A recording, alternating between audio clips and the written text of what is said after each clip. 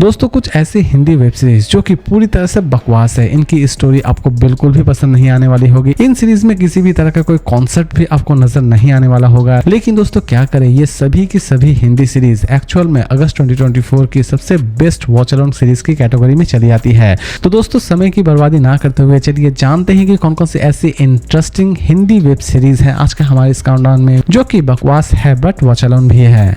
Number 6 पर है रंगीन कहानियां। दोस्तों इस सीरीज को किसी भी तरह की इंट्रोडक्शन देने की जरूरत नहीं है। इसके टोटल 8 सीजन ऑलरेडी रिलीज हो चुके हैं और इसके बाकी के ना जाने कितने सीजन और भी रिलीज होने बाकी हैं। लेकिन दोस्तों इस सीरीज में किसी भी तरह का कोई भी स्टोरी आपको नजर नहीं आने वाला होगा। इसके कॉन्सेप्ट भी आपको पूरी तरह से दिमाग चाट कर रख देने वाली होगी। लेकिन दोस्तों फिर भी ये सीरीज अगस्त 2024 की सबसे मोस्ट वॉच सीरीज की कैटेगरी में चली आती है। इसे चाहे तो आप देख सकते हैं ALT बालाजी पर। इसकी IMDb दोस्तों मुझे पता नहीं है।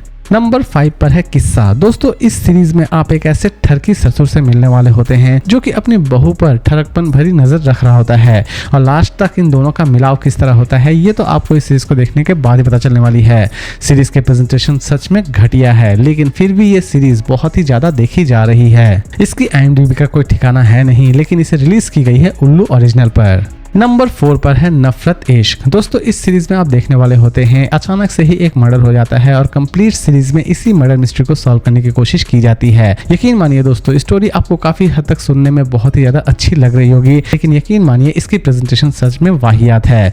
सीरीज आपको अच्छा खासा पकाने वाली होगी, लेकिन सीरीज में आपको बहुत सारे ऐसे दृश्य नजर आने वाले हो जाएंगे जो कि एटलीस्ट आप अपने फैमिली के साथ देखना बिल्कुल भी नहीं चाहेंगे।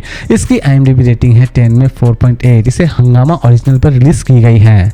नंबर 3 पर है क्राइम एंड कन्फेशन। दोस्तों इस सीरीज को कौन देखता है और क्यों देखता है इसके बारे में मुझे कोई भी आइडिया नहीं है। इसके टोटल 3 सीजन रिलीज कर दिए गए हैं और हर एक सीजन में आप अच्छी खासी भकलोली इस सीरीज में एंजॉय करने वाले होते हैं। इसकी ना तो कोई स्टोरी है और ना ही कोई कॉन्सेप्ट है, लेकिन फिर भी इस सीरीज को बहुत ही ज्यादा देखा जाता है इंटरनेट पर। दोस्तों अगर आप इस सीरीज को देखने में इंटरेस्टेड हैं तो इसे चाहे तो आप देख सकते हैं ALT बालाजी पर।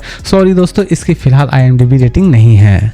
नंबर 2 पर है फ्लाइट अटेंडेंट। कहानी की शुरुआत होती है एक ऐसे फ्लाइट अटेंडेंट से जो कि अपने बेडरूम में एक लड़के की डेड बॉडी पाती है और कहानी की शुरुआत यहीं से होती है। कंप्लीट सीरीज में इसी डेड बॉडी की मिस्ट्री को सॉल्व करने की कोशिश की जाती है और लास्ट तक इस केस को किस तरह सॉल्व की जाती है ये तो आपको इस सीरीज को देखने के बाद ही पता चलने वाली है। सीरीज की कॉन्सेप्ट आपको काफी हद तक इंटरेस्टिंग लग सकती है, लेकिन इसकी प्रेजेंटेशन उतनी भी इंटरेस्टिंग नहीं है। सीरीज में बहुत सारे ऐसे दृश्य आपको नजर आने वाले होंगे जो कि एटलीस्ट आप अपने फैमिली के साथ तो देखना बिल्कुल भी नहीं चाहेंगे। इसकी IMDb रेटिंग है 10 में 4.8। इसे चाहे तो आप देख सकते हैं हंगामा ओरिजिनल पर। नंबर 1 पर है 36 डेज। दोस्तों बड़े बड़े सेलिब्रिटीज होने के बावजूद भी ये सीरीज सच में वाहियात है। कहानी की शुरुआत होती है नेहा शर्मा से जिसकी डेड बॉडी पाई जाती है उसी के घर में और कहानी की शुरुआत यहीं से होती है।